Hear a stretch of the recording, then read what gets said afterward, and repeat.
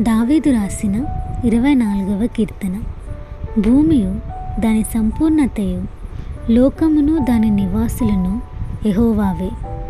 ఆయన సముద్రముల మీద దానికి పునాది వేసెను, ప్రవాహ జలముల మీద దాని స్థిరపరచెను. యెహోవా పర్వతమునకు ఎక్కదగిన వాడెవడు? ఆయన పరిశుద్ధ స్థలములో నిలువదగిన వాడెవడు? వ్యర్థమైన దాని యందు మనస్సు పెట్టకయు, కపటముగా ప్రమాణము చేయకయు, నిర్దోషమైన చేతులను శుద్ధమైన హృదయమును కలిగియుండు వాడే. వాడు యెహోవా వలన ఆశీర్వాదము నొందును, తన రక్షకుడైన దేవుని వలన నీతిమత్యము నొందును. ఆయనను ఆశ్రయించువారు, యాకోబు దేవా, నీ సన్నిధిని వెదకువారు అట్టివారే. గుమ్మములారా, మీ తలలు పైకెత్తుకొనుడి, మహిమగల రాజు ప్రవేశించినట్లు పురాతనమైన తలుపులారా, మిమ్మును లేవనెత్తుకొనుడి. మహిమగల ఈ రాజు ఎవడు? బలశౌర్యములు గల యెహోవా, యుద్ధశూరుడైన యెహోవా.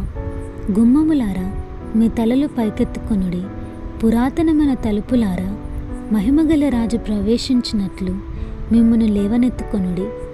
మహిమగల ఈ రాజు ఎవడు? సైన్యములకు అధిపతి యెహోవాయే, ఆయనే ఈ మహిమగల రాజు. ఆమేన్.